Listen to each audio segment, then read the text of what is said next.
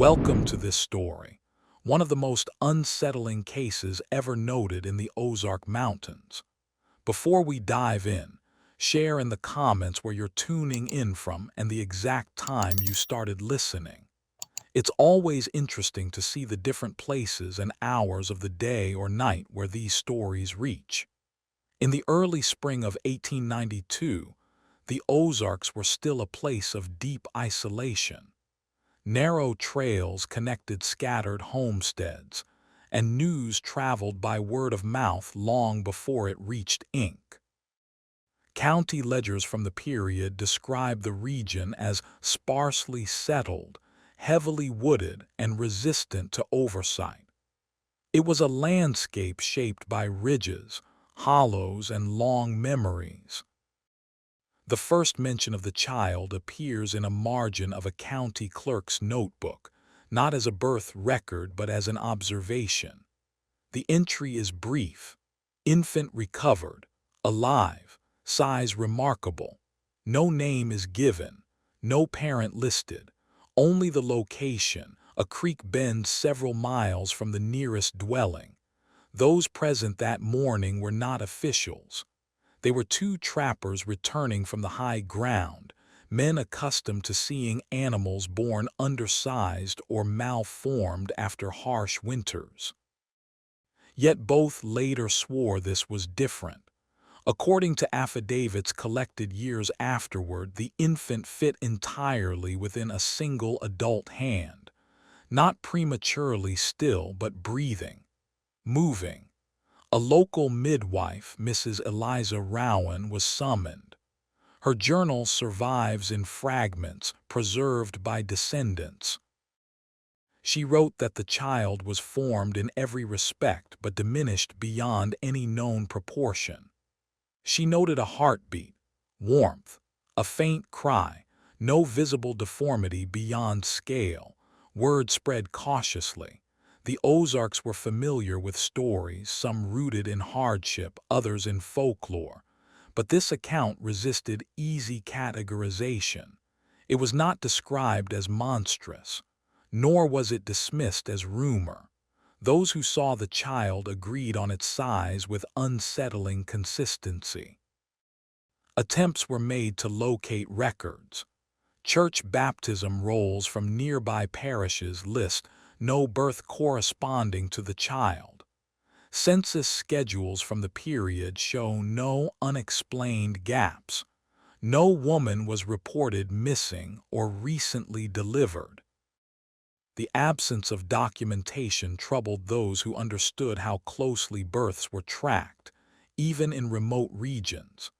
In the late 19th century, the Ozarks were often portrayed by outsiders as backward or insular, but the reality was more precise. Communities kept careful note of their own. Strangers were noticed. Deviations were remembered. The lack of explanation here mattered. The child was kept alive for several days. Mrs. Rowan recorded feeding attempts using diluted milk and a glass dropper. She wrote that the infant responded weakly but consistently. No physician's report from the period survives, though later testimony suggests one was consulted and left without comment. Newspaper clippings from nearby towns mention nothing. No announcement. No curiosity piece. Silence prevailed not because nothing happened, but because no one knew how to frame it.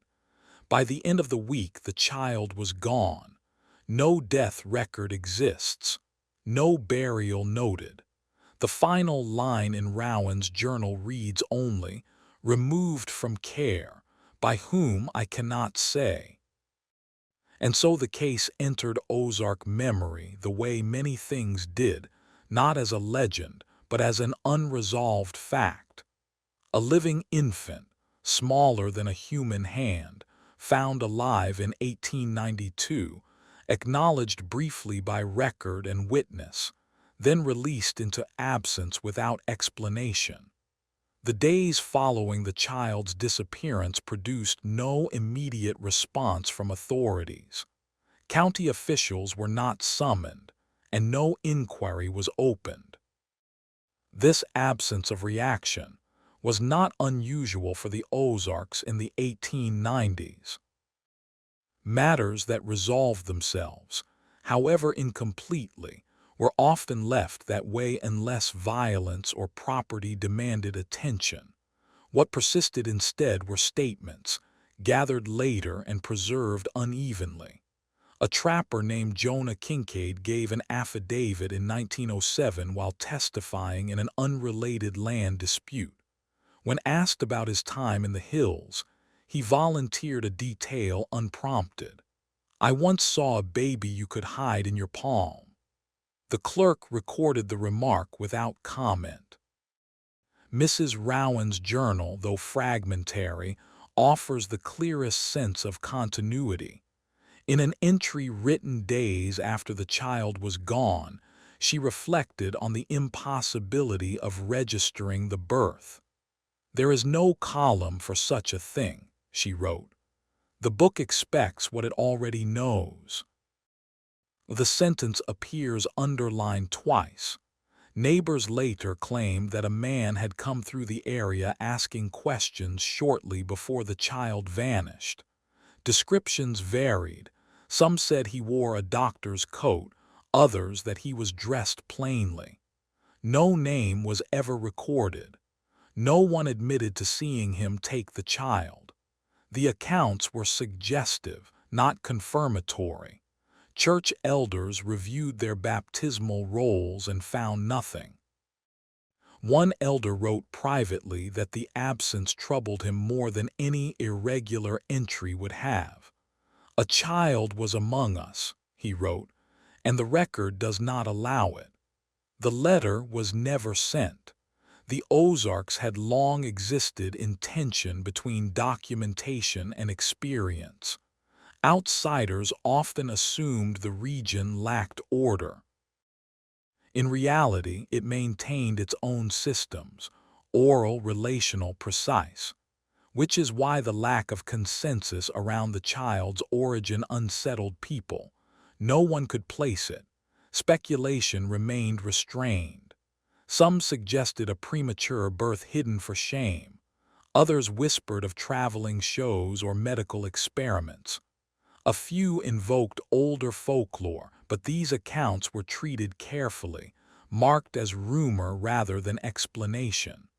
By summer, the incident had stopped being discussed openly.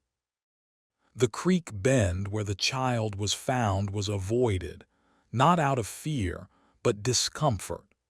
The place carried an unanswered question, and questions in the Ozarks tended to linger where they were first asked. Years later, a county historian attempting to catalog unusual occurrences in the region noted the case but declined to classify it. He wrote only that it resisted placement within existing categories of birth, death, or disappearance. The phrase appeared nowhere else in his work, and so the story moved forward without motion. No investigation followed. No record corrected itself. The child's brief presence remained acknowledged only through scattered testimony, held together by consistency rather than proof. What mattered was not that the infant was small, but that it lived, however briefly, and then passed beyond record. In a place defined by ridges and hollows, where boundaries were felt more than drawn, the case settled into the landscape itself. Not a legend, not a hoax, just a living fact that the ledgers had no way to keep. As months passed, the case did not fade so much as thin.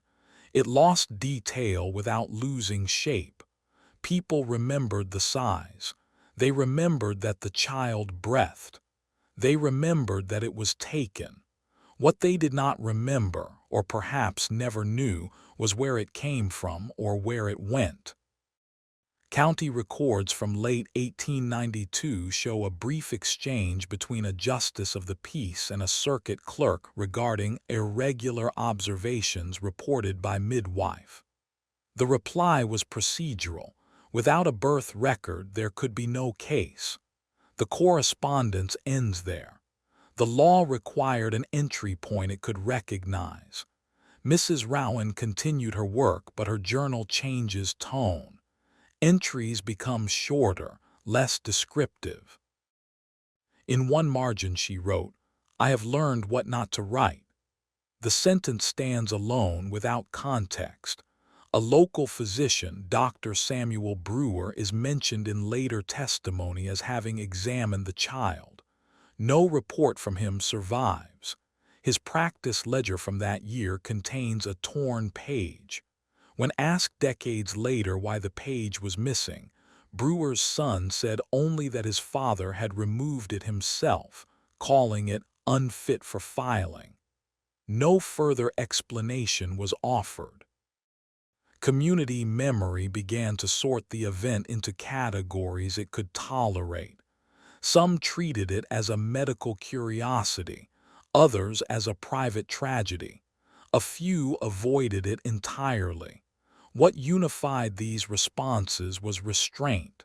No one embellished. No one pressed for spectacle. The Ozark Mountains, often misunderstood by outsiders, were not indifferent to anomaly. They were cautious with it. The region's history, marked by displacement, suspicion of authority, and self-reliance, had taught its residents to manage uncertainty quietly. The land absorbed questions that did not serve survival. A letter written in 1895 by a schoolmaster mentions the case indirectly while discussing local attendance. He notes that some children arrive already shaped by stories they cannot tell. The phrasing suggests the incident had entered a broader understanding about vulnerability and limits. When a traveling newspaper correspondent passed through the area years later, he recorded local legends but was told nothing of the child. He later wrote that the silence felt deliberate, as though the community had decided the story belonged to itself. By the turn of the decade, the creek bend had changed. Flooding altered its course slightly. Trees fell. The exact spot where the infant had been found became uncertain. Geography, like record, adjusted without ceremony. What remained constant was the absence of contradiction. No one ever came forward to claim the child. No institution produced a matching record. No explanation surfaced that accounted for its size and survival. The lack of competing narratives gave the case a strange stability. In later years, when scholars wrote about the Ozarks as a place where folklore blurred with lived experience, this case was sometimes mentioned, but always cautiously. It did not behave like folklore. It did not grow. It stayed exactly the size it had been described. A living infant, smaller than a human hand, found alive in 1892, seen by multiple witnesses, sustained briefly, then removed from care by an unknown party. No record followed. And in a region defined by what it chose to remember, the case persisted not as a story told to outsiders, but as a quiet fact passed along only when necessary, unsharpened by time and unresolved by design. The longer the case remained unresolved, the more carefully it was handled. By 1893, references to the child appeared only in private writing, never in public record. What survived did so through letters, marginal notes, and later testimony, each fragment reinforcing the others without ever converging into explanation. A county assessor, reviewing land use near the creek bend, noted in passing that the area had become quieted. He did not elaborate. When asked years later what he meant, he said only that people stopped lingering there, not out of fear but unease. The place had held something that refused classification. Mrs. Rowan's journal includes one final entry related to the child written months later. She records a dream in which she is holding something warm and impossibly light, like breath given weight. The next line is practical, no more speculation. After that, the subject never appears again. Community elders later testified that they had discussed whether to report the matter formally. The discussion ended without decision. One elder recalled saying, "We cannot accuse a book of failing to recognize what it was never built to hold." The phrase was remembered because it settled the argument. Around this time, a traveling lecturer passed through the Ozarks speaking about medical curiosities and abnormal births, citing cases from Europe and the East Coast. Those who attended noted the contrast. The lecturer's examples were framed as specimens. The Ozark child had been a person. The difference mattered. A church deacon wrote to a colleague in another county, asking quietly whether any similar birth had been recorded elsewhere. The reply came weeks later: none. The letter was burned after being read, according to family recollection. No reason was given. The silence surrounding the case was not enforced. It emerged organically, shaped by a shared recognition that attention would not improve understanding.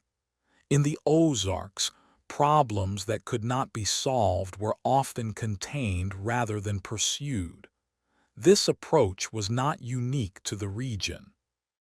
Scholars later noted that mountainous communities across the country developed similar habits, prioritizing cohesion over exposure. In the Ozarks, this instinct was reinforced by geography. Distance discouraged escalation. Self-reliance encouraged discretion. By the mid-1890s, the case had become something like a boundary marker. It was referenced occasionally when discussing limits, of medicine, of record, of explanation. It did not invite fear. It invited humility. A young boy who had witnessed the child as an infant himself later became a school teacher. In an essay written decades later, he described learning early that not everything that lives fits the shape of the page. He never named the incident, but his students knew what he meant. The Ozark Mountains continued their slow transformations. Trails shifted. Cabins decayed. Families moved. The child did not reappear in any form that could be traced. No adult of unusual stature ever came forward. No confession emerged. And yet the case did not disappear. It remained suspended between record and recollection, anchored by the consistency of those who had seen the same impossible detail and chosen together not to force it into meaning. In the Ozarks, where land and memory often hold more than paper can, the story stayed exactly where it belonged, not solved, not denied, but quietly held by those who understood that some facts, once witnessed, ask only to be remembered, not explained. By the latter half of the decade, the case had settled into a rhythm of recollection rather than inquiry. It surfaced only when memory required it, when someone asked the wrong question, or when an old notebook was opened and quickly closed again. In official terms, nothing existed to pursue. In practical terms, nothing had ever fully ended. County meeting minutes from 1896 include a brief exchange about unregistered dependents. The matter was tabled without discussion. One attendee later recalled that the conversation had drifted toward things better left undocumented.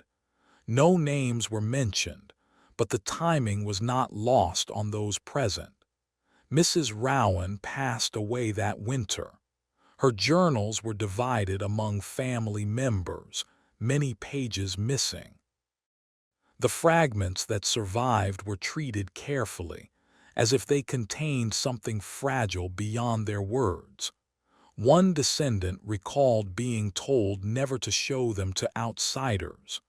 No explanation accompanied the instruction.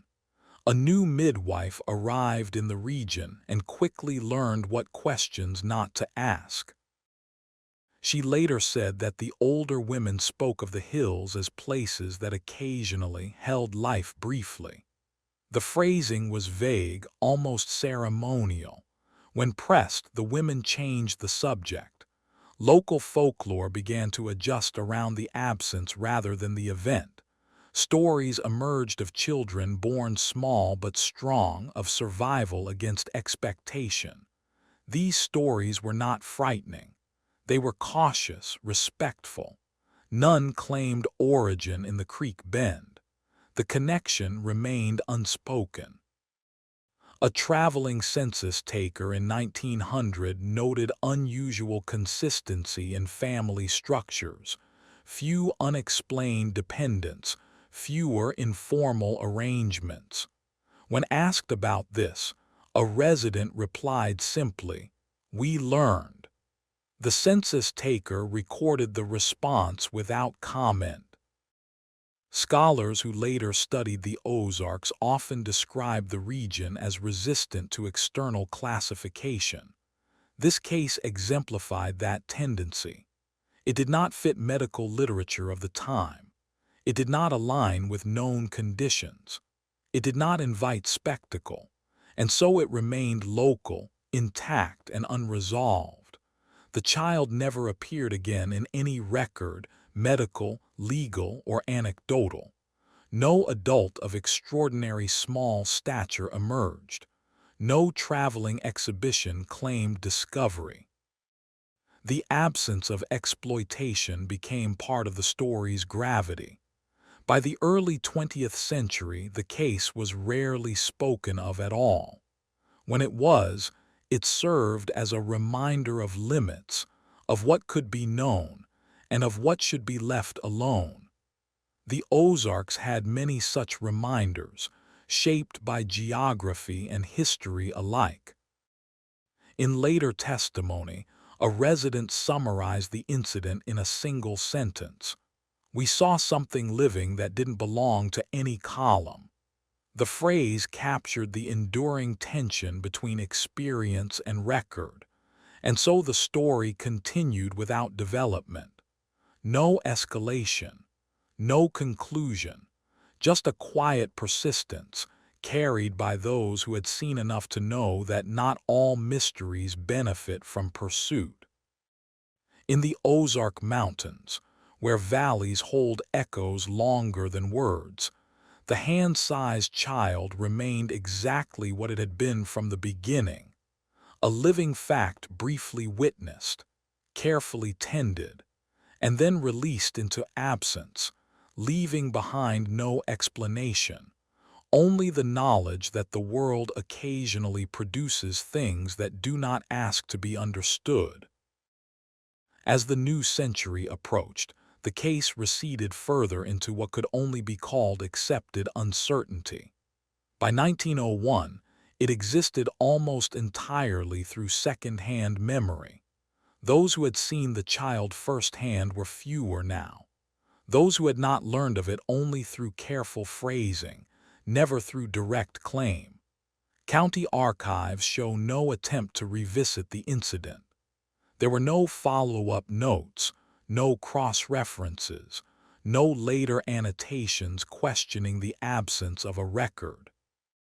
The system had moved on, not because it had resolved the matter, but because it had no mechanism to engage with it further.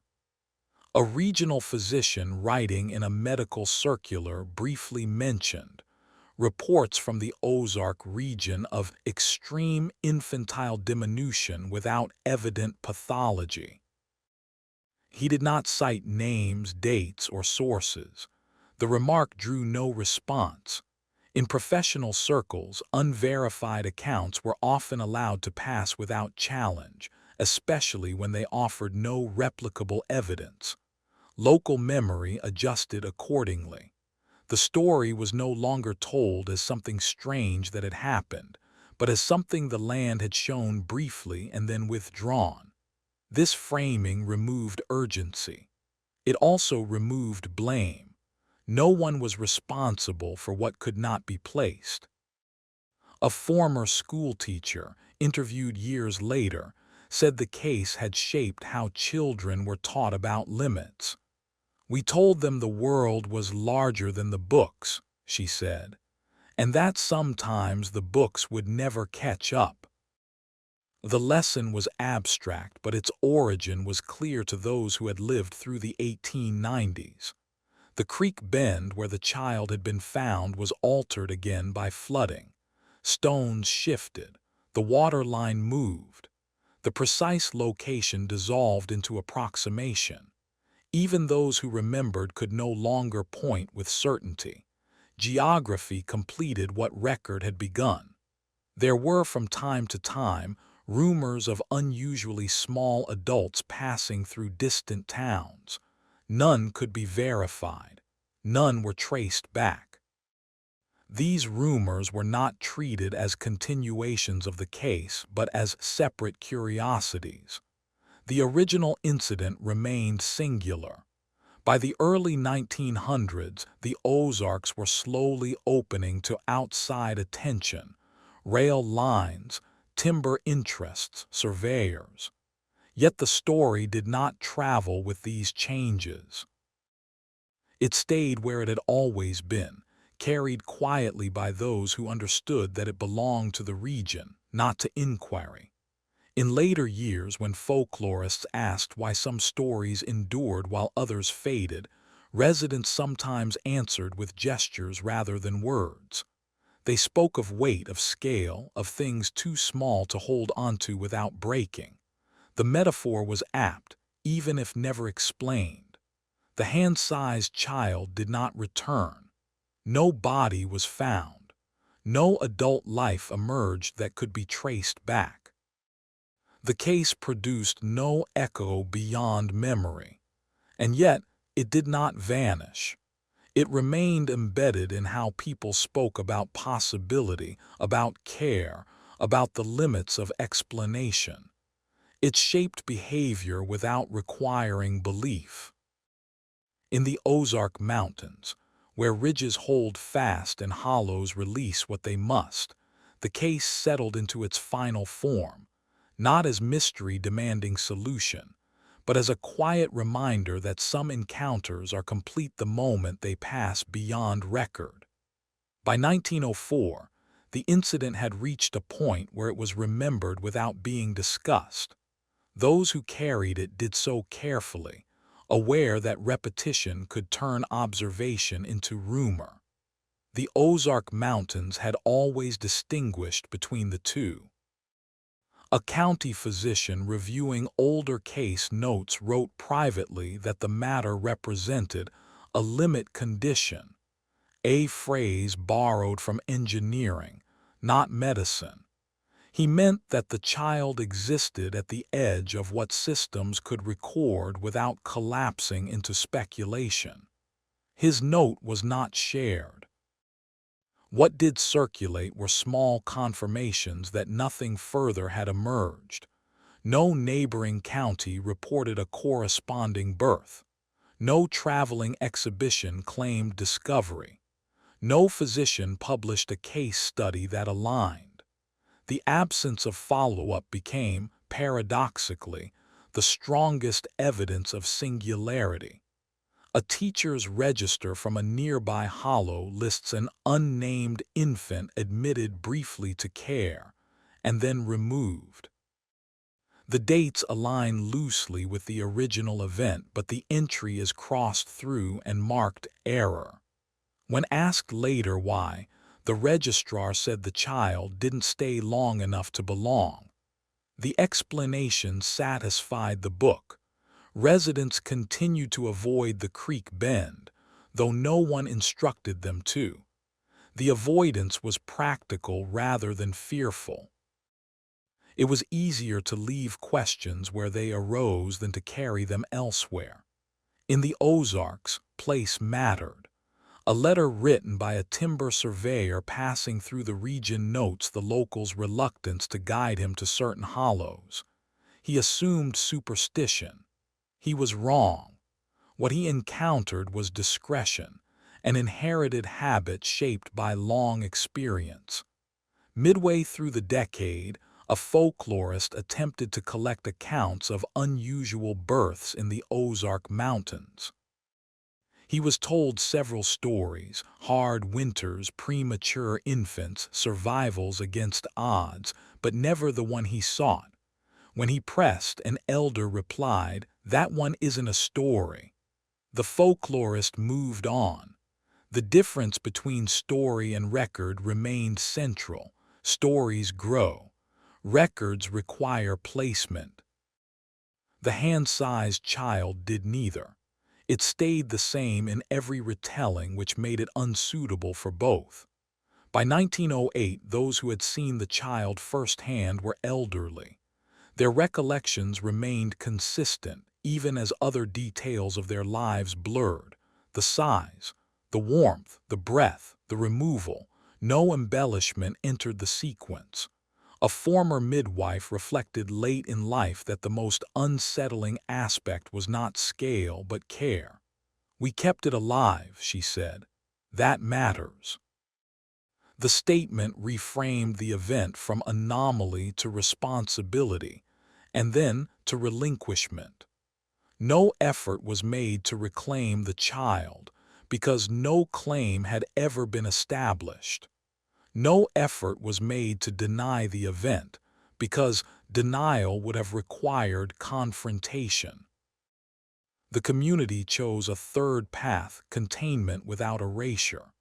As the Ozarks changed, timber cut, rail lines extended, towns grew, the case did not adapt. It did not migrate into new language or new fears. It remained fixed like a stone set in moving water. The land remembered in its own way. The creek shifted, but the hollow kept its shape. Paths adjusted around it. People passed without stopping.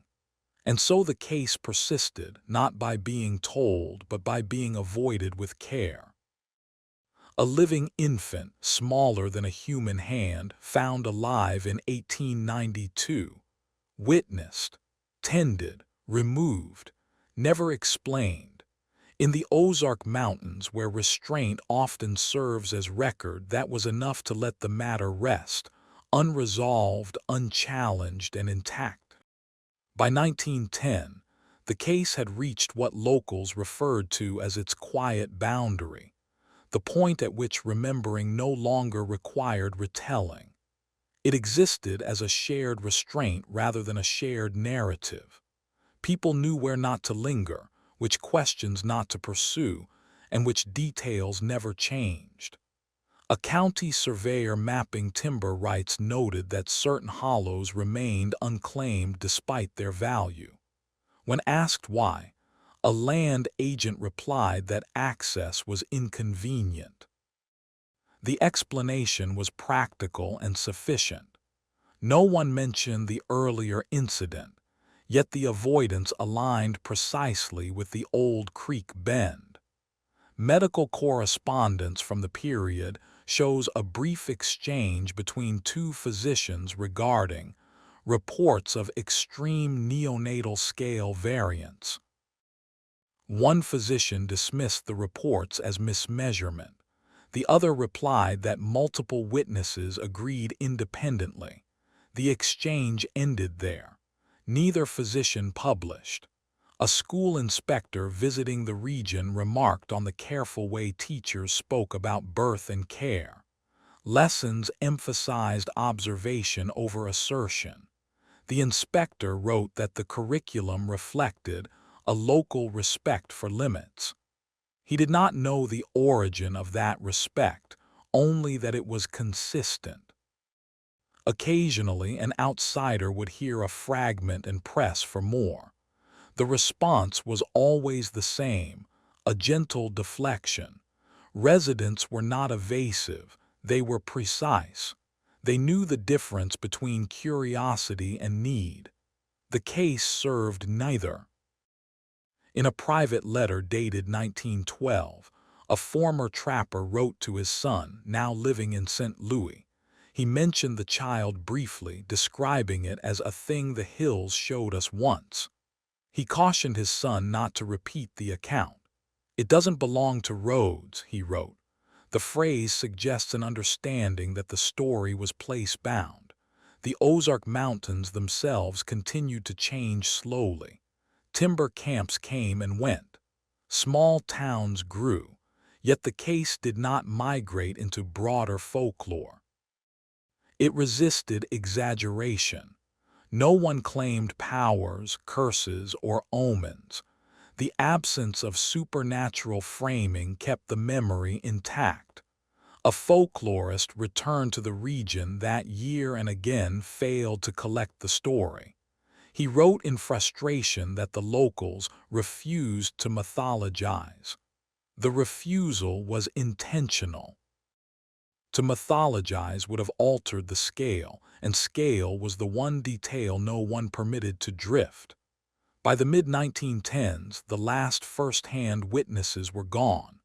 What remained were second-hand confirmations, each repeating the same elements without deviation. The consistency preserved the case while preventing expansion.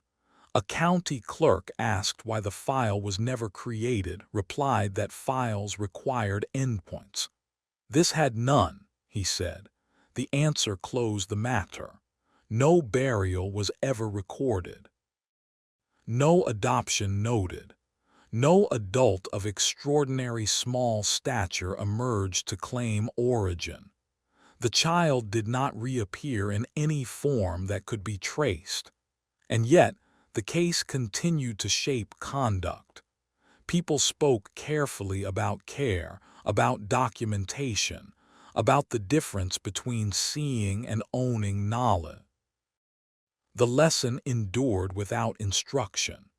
In the Ozark Mountains, where restraint often outlasts explanation, the hand-sized child remained exactly what it had always been. A living presence briefly acknowledged, competently tended, and then released beyond record, leaving behind not a mystery demanding pursuit, but a boundary that taught those who crossed it how to stop. By 1915, the case had passed fully from living memory into inherited understanding. No one alive could claim to have seen the child firsthand, yet the account had not degraded. Its details remained fixed, preserved not by repetition but by careful omission. People knew what to say and what not to add. A regional historian reviewing late 19th century anomalies noted that the Ozarks produced fewer embellished legends than surrounding regions. He attributed this to a cultural preference for containment. The hand-sized infant, he wrote, exemplified this tendency. An event witnessed, acknowledged, and then deliberately left unexpanded. Church archives from the period show a shift in how unusual occurrences were recorded. Marginal notes became more common. Full entries became rarer. One pastor explained later that writing too much about an unresolved matter risked turning it into spectacle. The restraint was intentional. A physician traveling through the mountains in 1917 recorded hearing of a child born whole, but impossibly small. He dismissed it as exaggeration until he noticed that each retelling matched the others precisely. He wrote in his diary, "Stories usually grow, this one does not." The diary was never published. Local land deeds continued to avoid the hollow near the creek.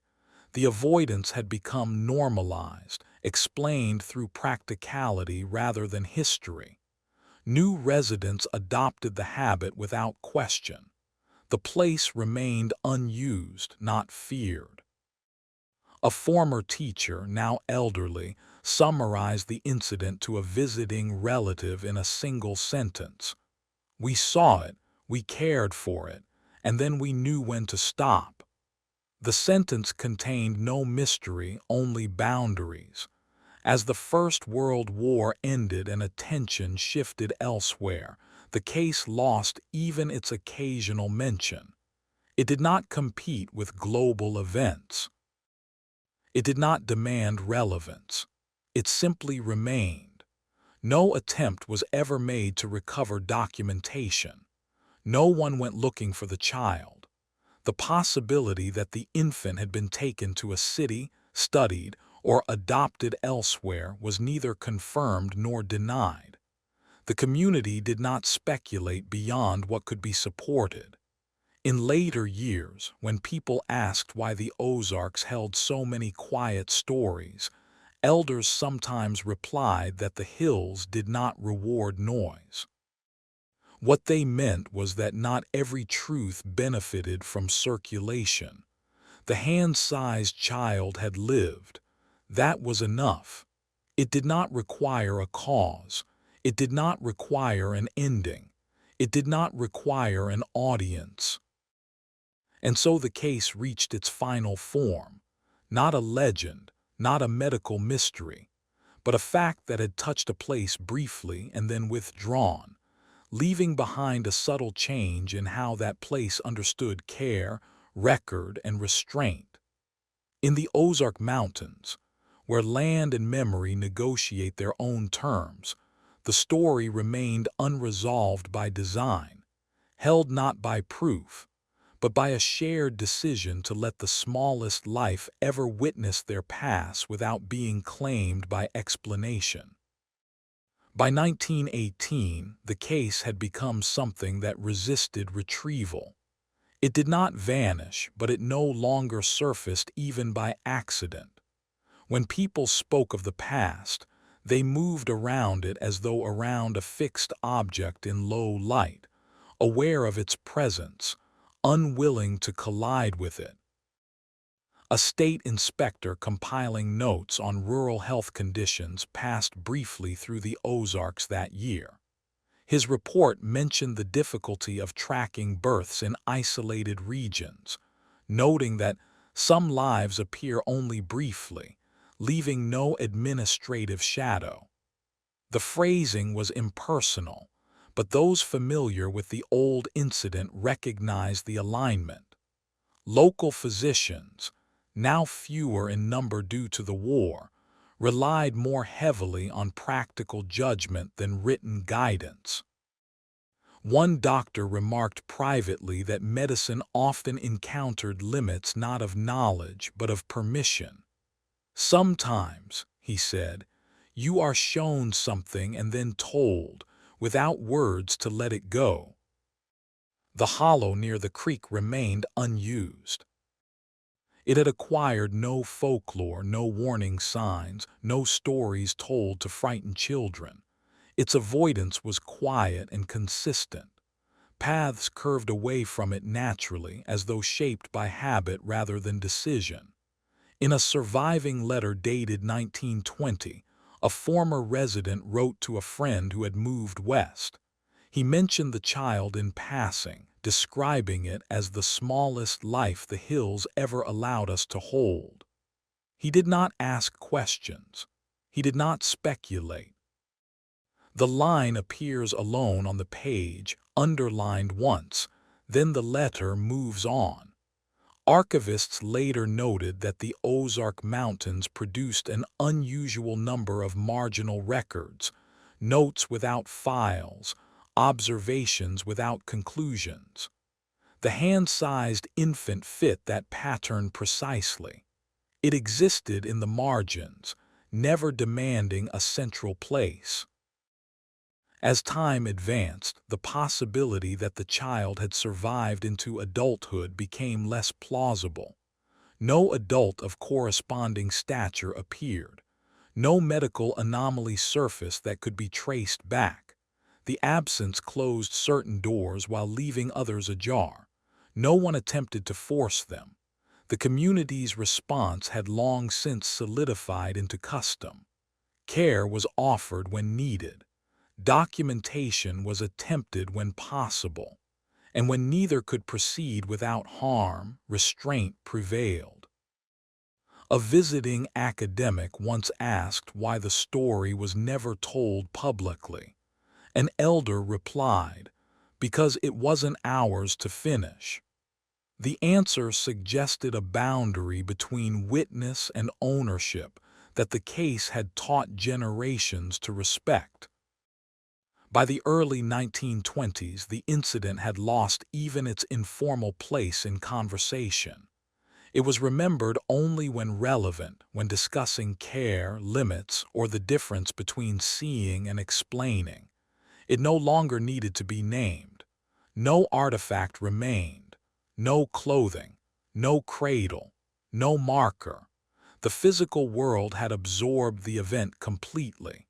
What persisted was a posture toward uncertainty, learned and retained. The Ozark Mountains continued as they always had, ridges holding, hollows releasing, memory adjusting to terrain.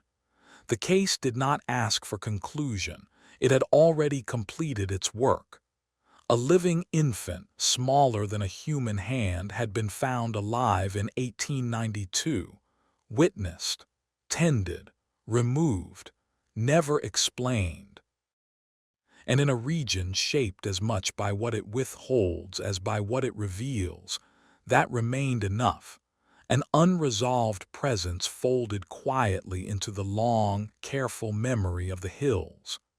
By 1924, the case had become nearly invisible to anyone without inherited context.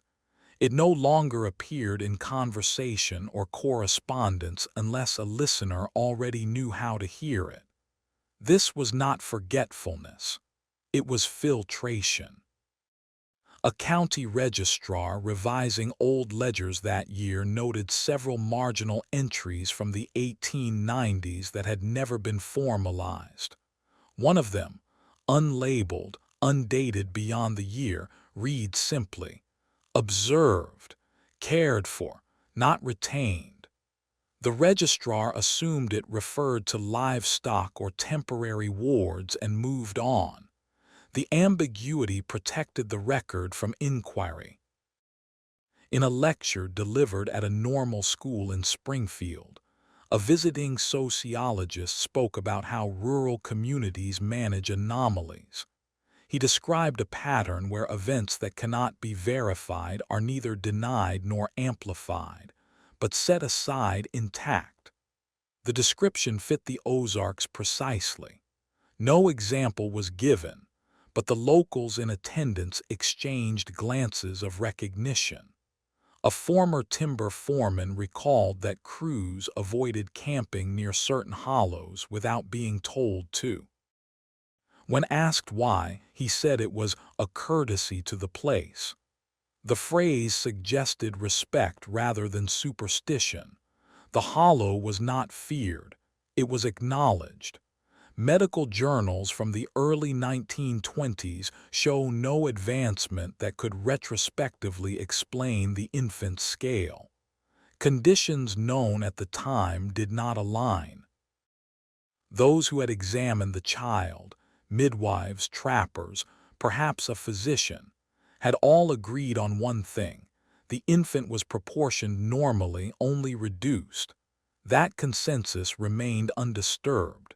Occasionally, a traveling show or newspaper story would spark brief speculation among outsiders. Locals listened politely and said nothing.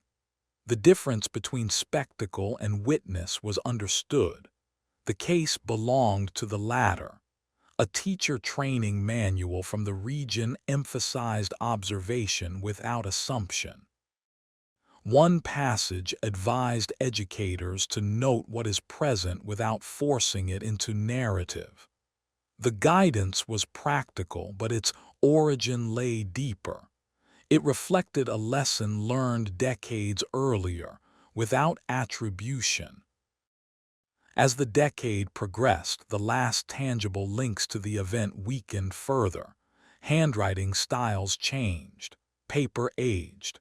The journals that mentioned the child were stored away, consulted rarely. The people who knew why grew fewer, yet the core remained unchanged.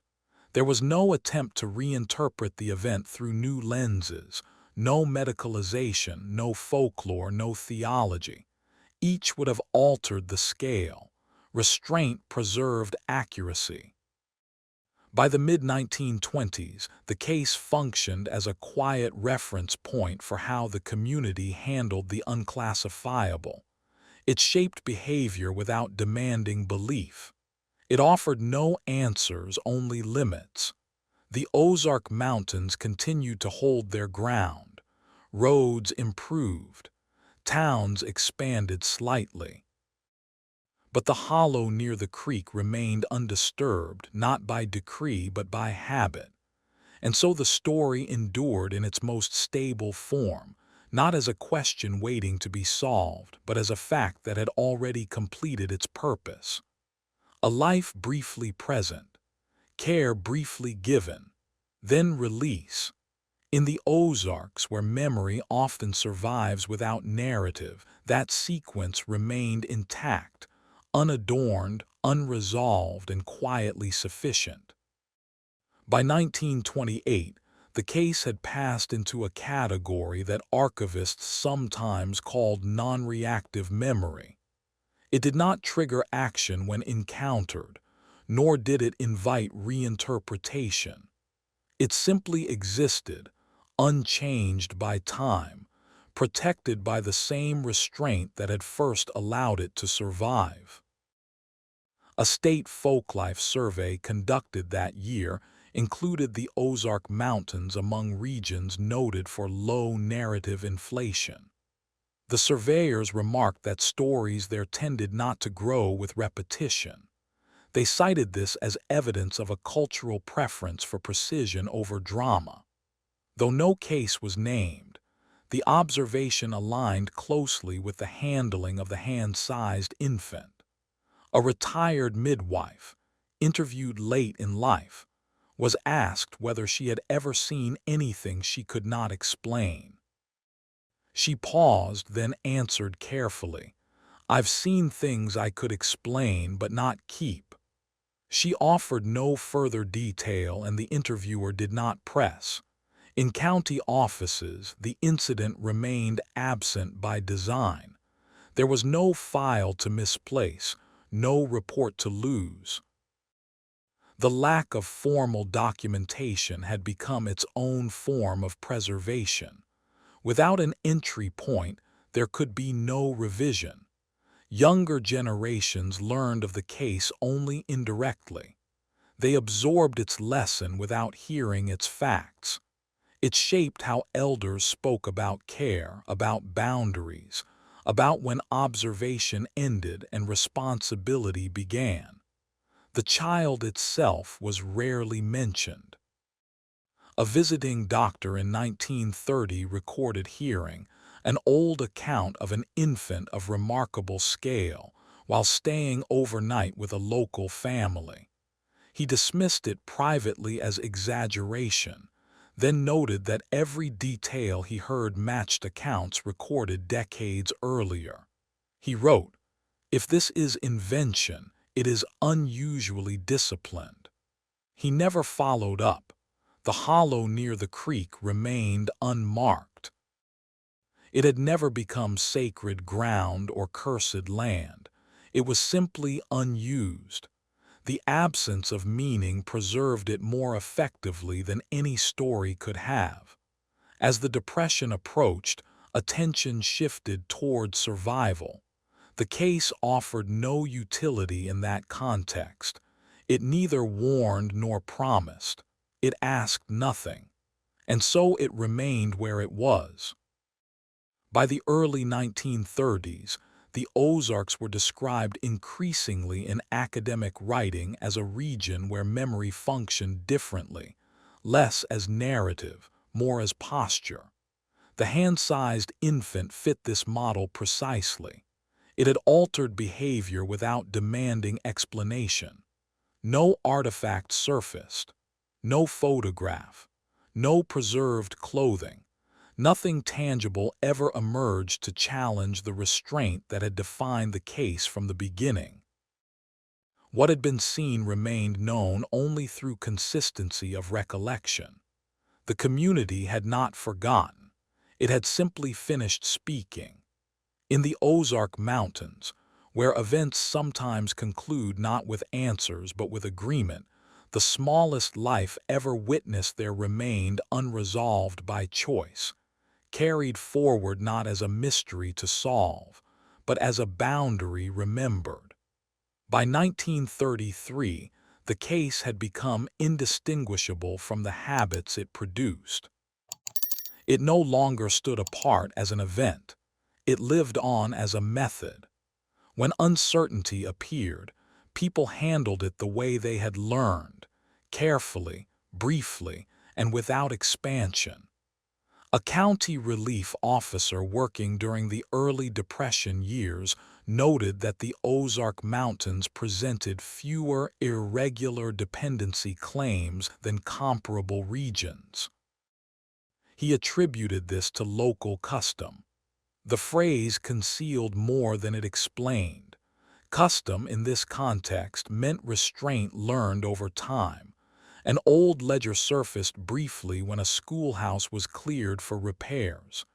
Inside were attendance lists from the 1890s, including a crossed-out entry marked only with a dash. No name, no explanation. The ledger was returned to storage without comment. The dash remained. A former preacher's diary, discovered among family effects, included a single reflection written late in life. Some lives are entrusted to us only long enough to teach us how to let go. The line was not connected to any sermon or date.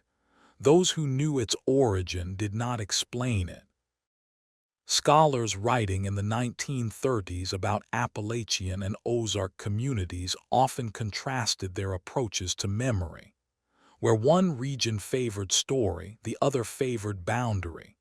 The Ozarks, they wrote, kept facts close and narratives spare. The hand-sized infant, never named and never framed, exemplified that pattern. There were no renewed rumors, no late claims, no attempt by anyone to solve what had occurred. Even as modern medicine advanced, no one revisited the case with new theories. To do so would have required reopening a question the community had already agreed to close. The hollow near the creek was altered once again by weather. Trees fell. Stones shifted. Any remaining physical cues dissolved. The land completed the work that restraint had begun. A teacher training in 1935 included an exercise on observation without inference. The instructor cited no example, but an elder in the room later said the lesson sounded familiar. "We learned that a long time ago," he remarked. By the late 1930s, the last people who could have added first-hand detail were gone. What remained was a clean outline, unchanged by decades. Discovery, care, removal, absence. The clarity of that outline prevented invention. No one ever attempted to reclaim ownership of the story. It did not belong to the state, the church, or medicine. It belonged to the place, and the place did not speak loudly. In the Ozark Mountains, where geography teaches patience, the case persisted as a quiet calibration. It reminded people where knowledge ended and respect began. It taught that not every living fact must become a record to be real. The child did not reappear. No explanation arrived late. No record corrected itself. What endured was the agreement to let the smallest life ever witness their pass without being claimed by narrative or proof. And so the case moved further into stillness, not forgotten, not denied, but held exactly where it had settled decades earlier, waiting not for answers, but for silence to continue doing its work. By 1937, the case had entered what could only be described as institutional quiet. It no longer moved through memory as a story, but as an orientation, something that shaped how records were kept and how questions were framed. Those who encountered it did not linger.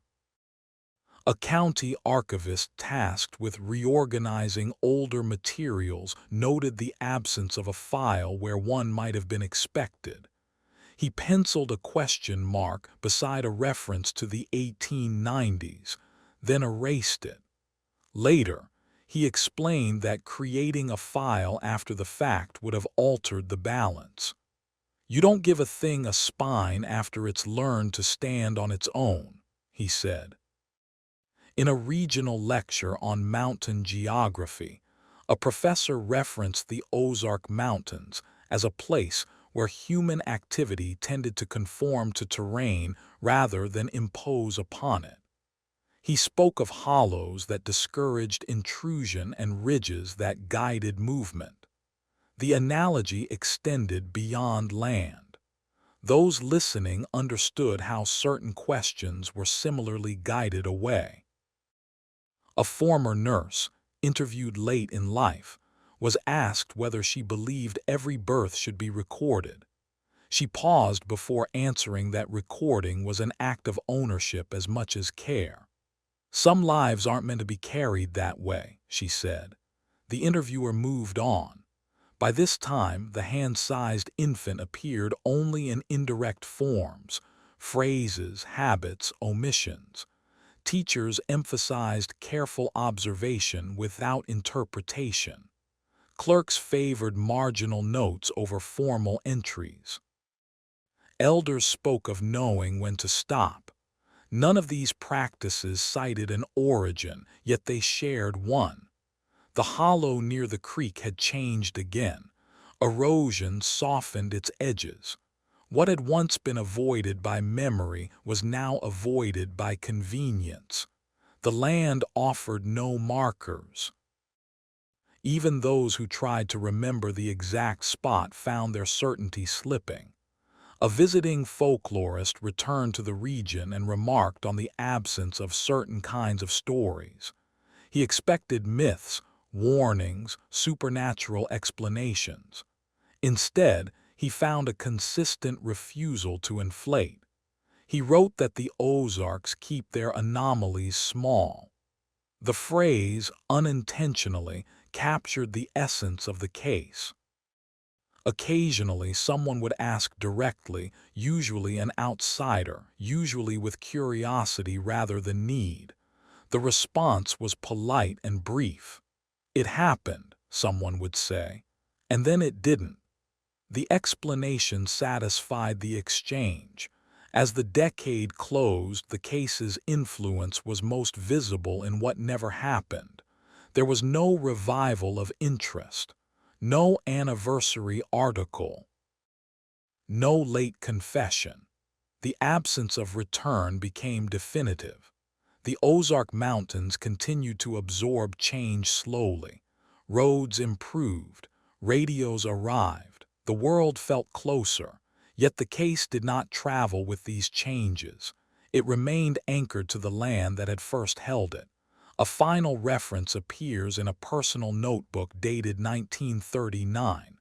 The writer, a retired teacher, listed things she hoped her students would learn: to observe carefully, to care competently, to release without claiming. No further context is provided. The hand-sized child did not reappear in record or rumor. No adult life emerged to retroactively explain the beginning. The sequence remained intact, unchallenged by time. And so the case persisted in its quiet form, neither solved nor disputed, neither forgotten nor retold. It existed as a boundary the community had learned to respect. In the Ozarks, where the land teaches when to hold and when to let go, that boundary remained, steady, unresolved, and sufficient. By 1940, the case had become indistinguishable from the conduct it had shaped. It no longer needed retelling to persist. It lived in the way questions were approached and then set aside. Those who encountered traces of it, notes without files, recollections without names, recognized the pattern and moved carefully around it. A state health circular circulated that year, advising rural districts to standardize reporting of births and deaths. The language was firm but general. In the Ozark Mountains, the circular was received, read, and filed. No retrospective entries were added. The past remained as it was, unentered by design.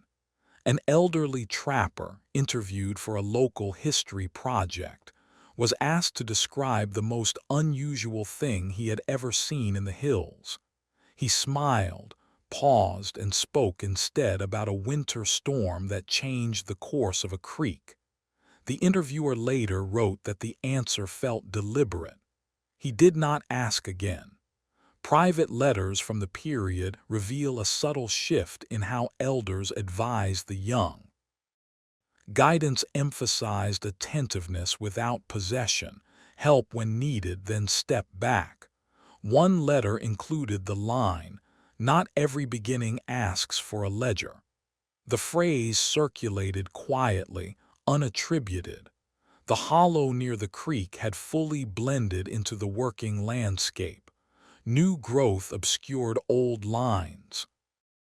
Even those who once knew the place well could not agree on its exact location.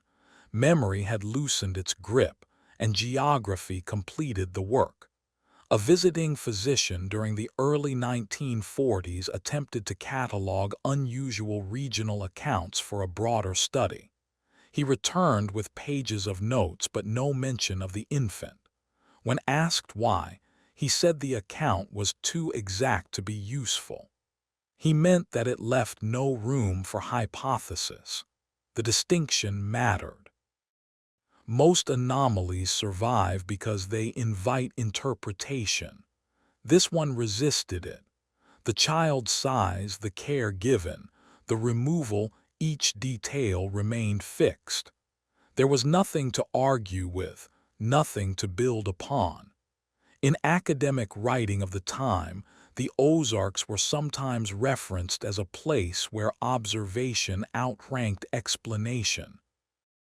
The region's history, its isolation, its cautious relationship with outside authority, had produced a culture that favored limits. The hand-sized infant fit that culture perfectly. No one attempted to resurrect the case as folklore or science.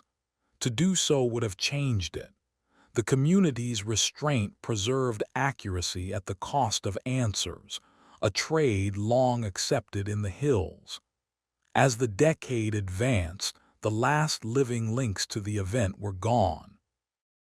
What remained was an outline passed quietly between generations, not as a warning or a marvel, but as a reminder of proportion, of knowing when care was possible and when claiming was not. The Ozark Mountains continued to hold their shape. Timber gave way to regrowth. Roads curved where they always had. Life went on without interruption from a story that refused to grow. The child did not return. No document arrived late. No explanation emerged to replace the silence. And so the case continued toward its quiet conclusion, unfinished by record, intact by restraint, leaving behind a legacy not of mystery pursued, but of limits respected. By 1943, the case had crossed from memory into habit so completely that few could identify where one ended and the other began. It no longer surfaced as an incident to be recalled, but as a way of handling what could not be held.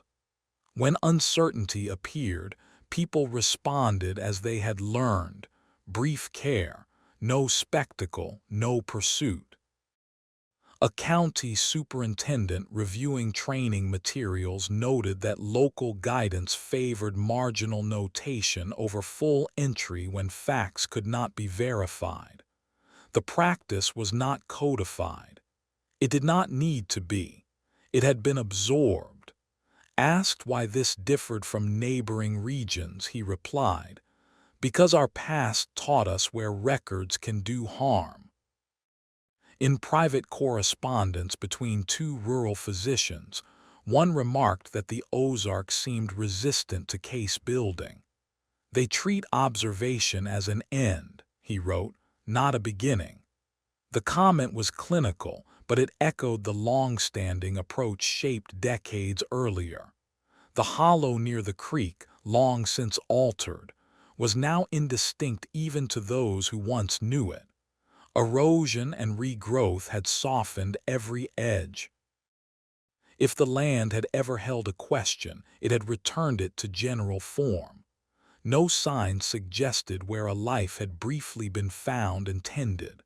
A former schoolteacher, nearing retirement, summarized the lesson for a student teacher in a single directive: "Do not turn what you see into what you own." The student wrote it down without context, unaware that it had been learned the hard way. No late claims emerged. No traveler arrived with a story that matched. No medical advance retroactively offered an explanation that fit the details without distortion. The child's scale, proportion, and brief vitality remained singular, unchallenged by time precisely because no one tried to stretch it. As wartime movement carried people away from the hills, the case did not travel with them. It stayed anchored to the place where it had occurred, held by those who understood that it belonged there and nowhere else. The Ozark Mountains continued to teach their quiet curriculum: how to notice, how to care, how to release. The hand-sized infant had been one lesson among many, but it endured because it had been kept exact. No conclusion was reached, none was sought. The sequence remained sufficient. A life appeared, care was given, then release. And in the Ozarks, where restraint often outlasts explanation, that remained the final shape of the case, unresolved, intact, and quietly complete. By 1946, the case had reached the edge of its historical window, not because anything had changed, but because time itself had done all it could. The people who might have added detail were gone. The institutions that might have pursued explanation had long since learned not to. A state archivist reviewing rural anomalies from the late 19th century wrote that some events survived not through documentation, but through absence of contradiction. The hand-sized infant of the Ozarks fit that category precisely. No competing account had ever emerged. No denial had been recorded. Silence, in this instance, had remained consistent.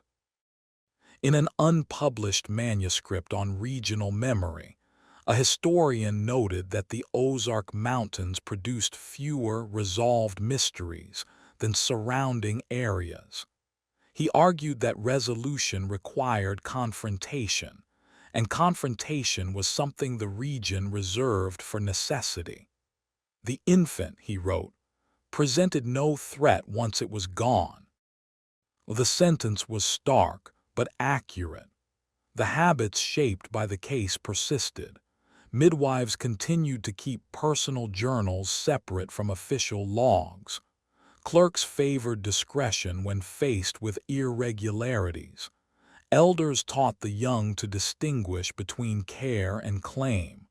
These practices were not traced to any single event, but they shared a common origin. A former county nurse, interviewed late in life, reflected that the most unsettling part had not been the child's size but the clarity of the moment when care ended. "We knew when to stop," she said, "and we didn't argue about it." The statement captured the collective decision that had defined the case from the beginning. No grave was ever sought, no marker erected. The absence of a body had not troubled those involved. The child had been alive when last seen. That fact mattered more than where it went. As the post-war period began, attention shifted toward rebuilding and modernization. The Ozarks adapted slowly as they always had.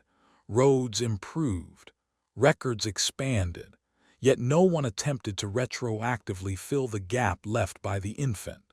The gap was understood as intentional. The case now existed only as posture, how people leaned away from certain questions, how they paused before insisting on explanation. It had become a lesson without narrative, a boundary without marker. And so, as the years advanced beyond the moment when the event could reasonably be revisited, the case settled fully into the land and its people. It asked nothing more. It offered nothing further. A life had been seen. Care had been given, then release. In the Ozark Mountains, where some truths are preserved by being left exactly as they are, that was enough to carry the case forward, unresolved, unchallenged, and quietly complete. The last trace of the case does not appear as a record, but as an absence that was deliberately maintained. By 1948, when regional archives were reviewed and older materials summarized, the hand-sized infant was not mentioned at all. There was nothing to summarize. The silence itself had become the conclusion. A senior archivist later explained that some events survive only if they are not reorganized. To classify them would be to claim them. To claim them would require answers no one possessed. The Ozark Mountains, he said, had long understood this balance. "We leave some things where we found them," he remarked. The community's handling of the case had never depended on belief. No one argued about what had been seen. The consistency of witness accounts had removed doubt, even as it refused explanation.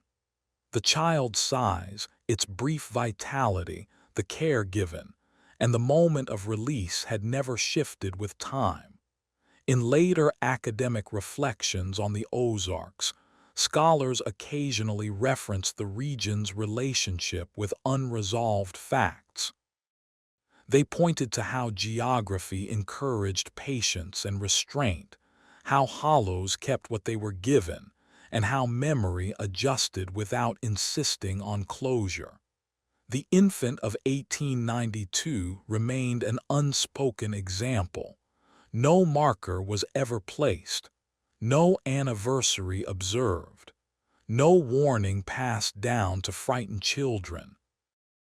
The case did not become a lesson about fear or faith. It became a lesson about limits. Those who lived near the old creek bend continued to pass it without pause. New generations never learned why. They only learned that some places did not invite stopping. Habit replaced explanation. No document ever arrived to change the sequence. No adult life emerged to reclaim the beginning. No late confession reframed the past. The case remained intact because nothing attempted to finish it. In the Ozark Mountains, where the land itself teaches when to hold and when to let go, the smallest life ever witnessed their past into history without entering it. Not lost, not denied, simply released. And even now, long after the witnesses are gone and the records have aged, the story remains unresolved in the only way that ever mattered. It lingers quietly in the hills, not as a question demanding an answer, but as a reminder that some truths endure best when they are left exactly where they were first found.